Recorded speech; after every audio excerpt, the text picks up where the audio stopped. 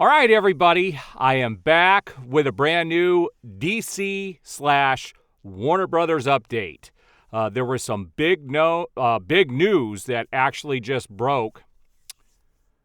All right, everybody, I am back with a brand new DC/Warner Brothers update. There was some news that just broke about 16 hours ago that just came across my plate that I'm going to talk about today. There's a bloodbath going on at Warner Brothers right now in regards to some projects, particularly under the TV division, and it all has to do with this strike. Now, I am going to correct one thing that I talked about in my last video because I was wrong on a point, and I'm going to admit it and correct what I got wrong. Now, I'm glad that somebody in my comments brought this up to me because it was something I was unaware of. And I am thankful for that person mentioning something, but they were a jerk about how they went about doing it, okay? So I'm not going to give credit to this individual, but apparently the Creature Commandos show can move forward because the writers are not under SAG-AFTRA. That is something that I was unaware of. But that is not the case for the majority of projects. I mean, if there's a big blockbuster cartoon going on, it definitely does fall under SAG-AFTRA rules. A lot of video games fall under SAG-AFTRA rules. There were companies I was going to work for that were going to force me to join the union if I wanted to work with them. So SAG-AFTRA does have its arms everywhere, okay? But on that particular project, the writers for that particular show were not part of SAG-AFTRA. So I was wrong on that. And that show can move forward because productions, like I said, the voice actors already did their part. That's always done first. But those actors, the voice actors, are definitely under SAG-AFTRA.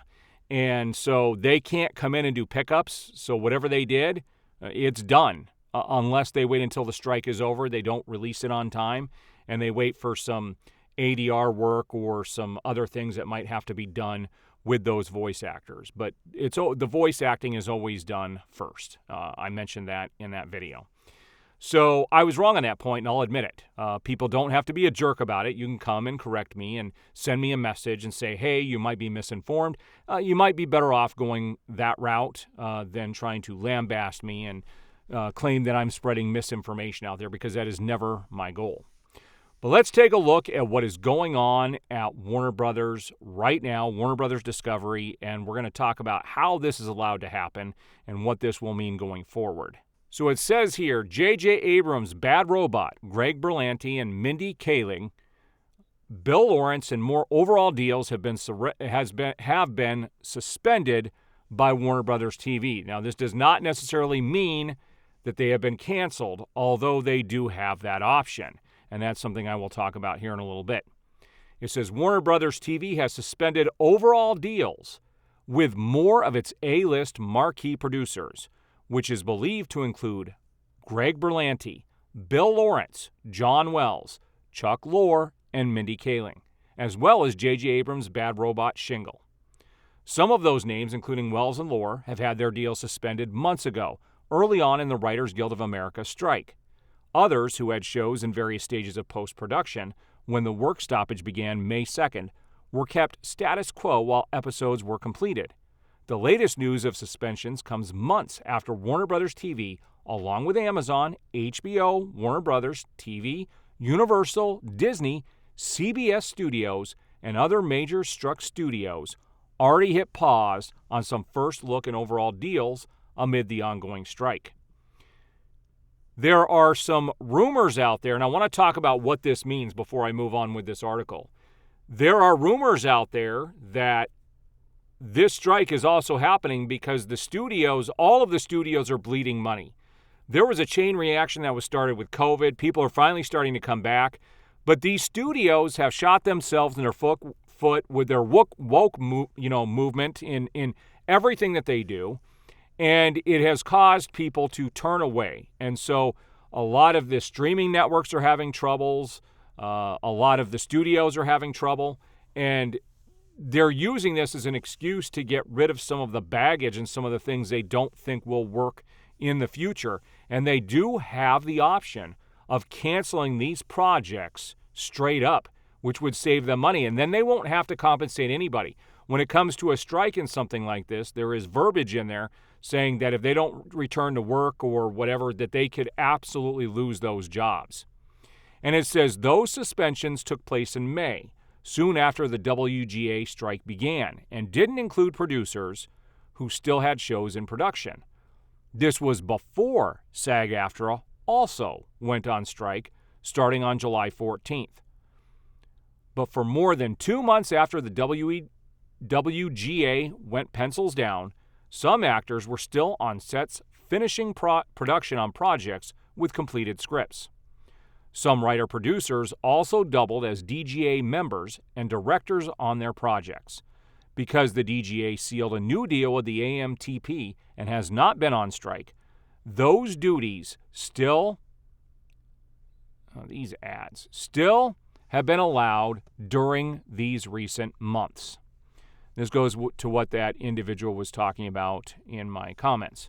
But production has almost completely shut down since SAG-AFTRA joined WGA members on the picket line in July. Once talent is no longer able to render services, the policy is generally to suspend deals, with the option of canceling them. Keep that in mind. Such a deal suspension is different from overall terminations, which so far have not been widely seen in the industry, even though the writer's strike has already passed the 90-day mark, when historically, deal makers have the option to kill agreements in the face of an act of God, the common show business interpretation for how the phrase force majeure applies to these types of labor shutdowns. Overall deals typically pay overhead for a writer's company and fund the development of projects.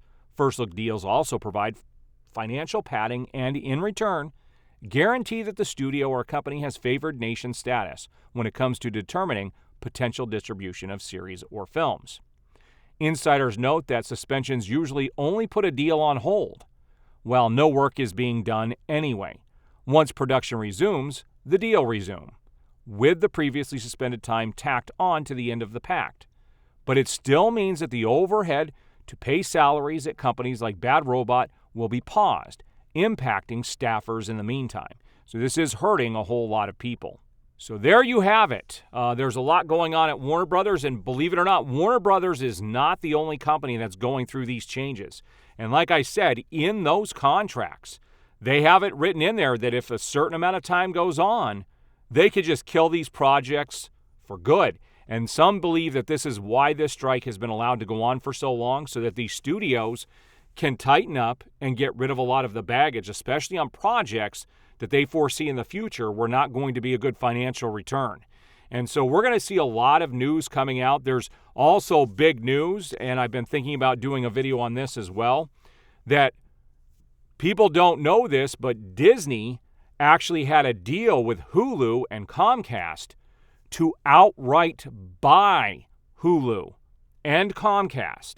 That Disney will pay somewhere around $28 billion come 2024 to outright own it. Now, I don't know where they're coming up with the money for this. Their stock, especially this morning, has been tanking. But if that happens, if you think about this, Comcast and Universal, they're not really under the Disney banner just yet. But if Disney buys everything, and they're already a majority stakeholder as it is, but Comcast owns I think 34% of the stock, and they're still their own entity. But come next year, there is a very good possibility that they may just scrap the whole thing and not scrap it, move forward with it and buy Comcast Universal. And if that happens, I do not want DC to be sold to Comcast Universal. There are a lot of moving things going on right now. And this goes back to what David Zaslav, he had that special meeting with Universal late last year, and there was a lot of talk about that meeting. It's because there are a lot of moving parts right now within all of these companies. And Warner Brothers and Disney are tanking. They're losing money. They're sinking ships. And the only thing that's going to get them out of it is to start giving the consumers what the consumers want. Now, Disney's starting to change gears here just a little bit, But we're going to see how far they go, because this week's episode of Ahsoka was off the charts amazing, and hopefully they're starting to see what the fans and what people want, and they're going to start giving people what they want. And hopefully some of these projects that are going to be canceled are things that they knew were not going to resonate with audiences. But you can expect to see big cancellations coming up shortly. And some of this stuff is going to make the news, some of it isn't. I mean, a lot of this stuff that I talked about here today, people didn't even know these things were going on, but they are. And there's just so much going on in the industry right now. So if you stick to my channel, I will be covering everything from Warner Brothers, DC, the strike, everything as new information comes out. I do appreciate the support, and we will see you on the next video.